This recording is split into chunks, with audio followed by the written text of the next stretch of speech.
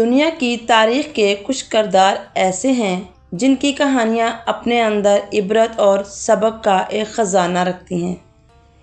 یہ وہ شخصیات ہیں جنہوں نے اپنی طاقت، غرور اور سازشوں کے ذریعے دوسروں کی زندگیاں اجیرن بنا دیں، بلکہ خود اپنے انجام کو بھی تباہی کی طرف لے گئے۔ انہی میں سے ایک نام حامان کا ہے، جو فرعون کے دربار کا وزیر تھا۔ حامان کا ذکر قرآن میں کئی مقامات پر آیا ہے اور اس کا کردار ہمیں فرعون کے ظلم و ستم، تکبر، گمراہی کی گہرائیوں میں لے جاتا ہے۔ حامان کا ذکر اس وقت آتا ہے جب فرعون خدائی کا دعویٰ کرتا ہے۔ جب موسیٰ علیہ السلام اللہ کا پیغام لے کر فرعون کے دربار میں آتے ہیں، فرعون کے قریب ترین مشیر ہونے کی وجہ سے حامان اس کے غرور کو تقویت دیتا ہے، موسیٰ اور اس کے ماننے والوں کے خلاف سازشوں کا جال بچھاتا ہے۔ وہ نہ صرف فرعون کے ظلم کا ساتھی تھا، بلکہ اپنی چالاکی اور مکاری کے ذریعے اس کے فیصلوں کو مزید خطرناک بنانے میں پیش رہا۔ یہ شخص کون تھا؟ آئیے اس ویڈیو میں جانتے ہیں۔ حامان فرعون کے محل کا ایک اہم وزیر تھا، جس کا ذکر قرآن میں کئی مقامات پر آیا ہے۔ وہ فرعون کا قریبی مشیر تھا اور اپنے غرور اور سازشوں کے لیے مشہور تھا۔ قرآن میں اسے ایک منفی کردار کے طور پر پیش کیا گیا ہے، جو فرعون کے ہر ظلم و ستم میں برابر کا شریک تھا۔ حامان کا ذکر بنی اسرائیل پر ہونے والے مظالم کے تناظر میں آتا ہے اور اس کی شخصیت کو فرعون کے تکبر اور گمراہی کی عکاسی کے طور پر پیش کیا گیا ہے۔ فرعون کے دربار میں ایک دن عجیب سی ہلچل مچی ہوئی تھی۔ موسیٰ علیہ السلام اللہ کا پیغام لے کر فرعون کے سامنے آئے تھے اور اس کے خدائی کے دعوے کو چیلنج کر رہے تھے۔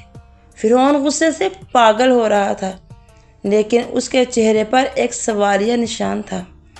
کیا موسیٰ علیہ السلام واقعہ سچ کہہ رہے ہیں؟ اس لمحے فرعون نے اپنے سب سے قابل اعتماد مشیر حامان کو بلایا۔ حامان، جو اپنی چالاکی اور سازشوں میں مشہور تھا، فرعون کے سامنے جھکا اور پوچھا، اے بادشاہ سلامت، حکم فرمائیں۔ فرعون اپنی خدائی کا ثبوت دینے کے لیے بولا، حامان، میرے لیے ایک بہت اونچی عمارت بناؤ، ایسی عمارت جو آسمان کو چھو رہی ہو۔ میں خود جا کر موسیٰ کے خدا کو دیکھنا چاہتا ہوں اور اس کے جھوٹ کا پردہ چاک کرنا چاہتا ہوں۔ حامان نے سر جھکایا اور کہا، بادشاہ سلامت، آپ کی خواہش میرے لیے حکم ہے۔ میں وہ عمارت بنا کر ثابت کر دوں گا کہ موسیٰ کا خدا محض ایک خیال ہے۔ حامان نے فوراً اپنے مزدوروں کو جمع کیا اور ایک عظیم الشان مینار کی تعمیر کا حکم دیا۔ دن رات کام جاری رہا اور عمارت کی دیوار آسمان کی طرف بلند ہونے لگی۔ ہر اینٹ اور پتھر فرعون اور حامان کے غرور اور تکبر کا مظہر بن رہا تھا۔ جب عمارت مکمل ہو گئی تو فرعون اس پر کھڑا ہوا اور آسمان کی طرف دیکھ کر بولا، اے موسیٰ کے خدا، اگر تو واقعی ہے تو مجھے دکھا، لیکن قدرت کا نظام مختلف ہے۔ حامان اور فرعون دونوں اپنے تکبر میں اس حقیقت کو بھول چکے تھے کہ زمین و آسمان کا مالک صرف اللہ ہے۔ اچانک عمارت ایک زوردار دھماکے کے ساتھ گر گئی۔ نہ صرف ایک عمارت کا نہیں تھا، بلکہ فرعون اور حامان کے غرور کا تھا۔ یہ واقعہ حامان کی مکاری اور فرعون کے تکبر کا ایک مظہر تھا۔ قرآن میں حامان کا ذکر کئی بار آیا ہے، خاص طور پر سورۃ القصص، سورۃ الغافر اور دیگر مقامات پر۔ ان آیات میں حامان کو فرعون کے ساتھ مل کر بنی اسرائیل کے خلاف سازشیں کرتے ہوئے دکھایا گیا ہے۔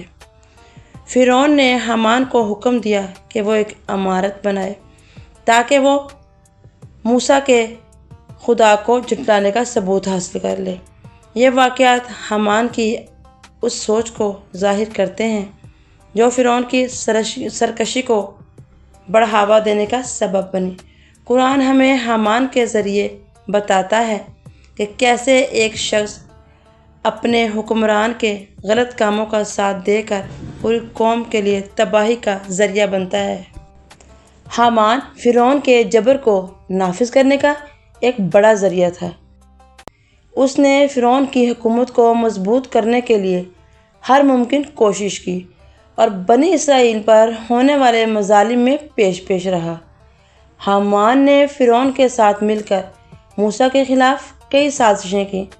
اس کا کردار نہ صرف ظلم کی حمایت کرنے والا تھا بلکہ وہ فرعون کو خدا ماننے کے تصور کو بھی بڑھاوا دیتا تھا۔ وہ ہر وہ کام کرتا جو فرعون کے غرور اور تکبر کو تقویت دیتا۔ حامان ایک انتہائی چالاک اور مغرور اور مکار شخص تھا۔ اس کی سیاست اور چالاکی نے اسے فرعون کا سب سے زیادہ قابل اعتماد مشیر بنایا۔ حامان کی چالاکی نے نہ صرف فرعون کے اقتدار کو مضبوط کیا بلکہ فرعون کے غلط فیصلوں کو مزید تقویت دی۔ اس کا رویہ لوگوں کو دبانے اور مظلوموں کو کچلنے کا تھا۔ وہ اپنی طاقت کے نشے میں اتنا غرق تھا کہ اس نے خدا کے نبی موسیٰ علیہ السلام کو جھٹلانے کی ہر پوری کوشش کی۔